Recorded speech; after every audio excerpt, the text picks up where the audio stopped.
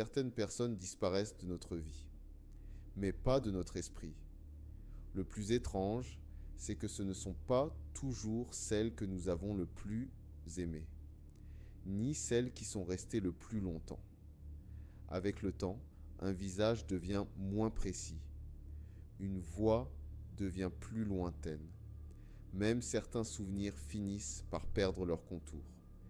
Et pourtant, quelque chose reste, c'est souvent là que commence le malentendu.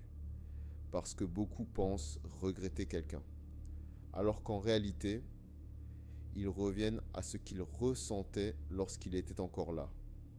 Lorsqu'une personne reste présente longtemps après son départ, la raison est rarement visible sur le moment.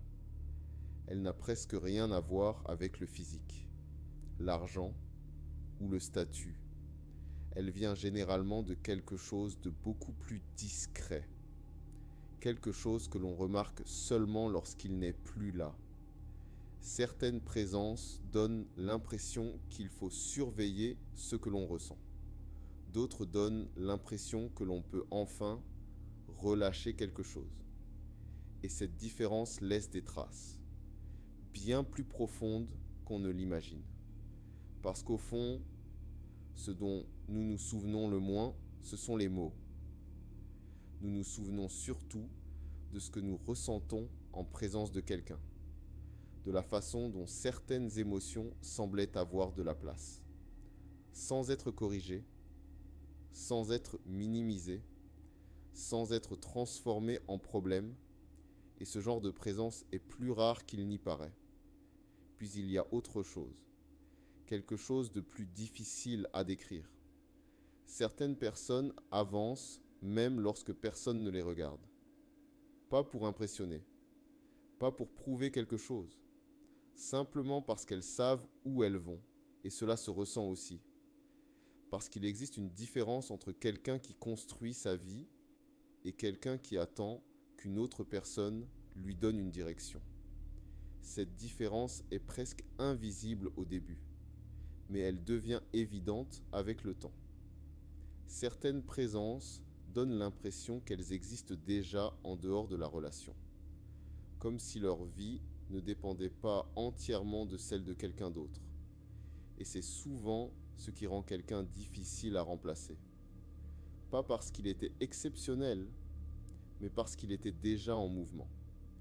Et puis, il y a peut-être la partie la plus rare, la façon dont une personne porte ses blessures. Certaines deviennent plus fermées après avoir souffert, certaines deviennent plus méfiantes. Certaines passent leur vie à éviter ce qui les a déjà blessées. Mais il existe parfois quelqu'un qui fait autre chose. Quelqu'un qui n'est pas devenu insensible, quelqu'un qui n'est pas devenu dur. Quelqu'un qui a simplement appris à vivre avec certaines cicatrices sans leur donner le contrôle, et cela se ressent aussi.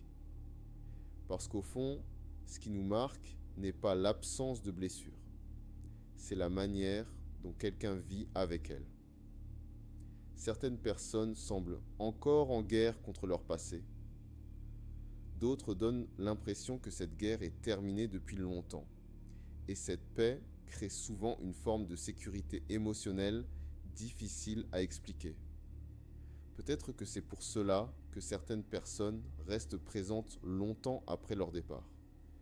Pas parce qu'elles étaient plus belles, pas parce qu'elles étaient de plus impressionnantes, mais parce qu'en leur présence, quelque chose semblait plus simple, plus stable, plus vrai,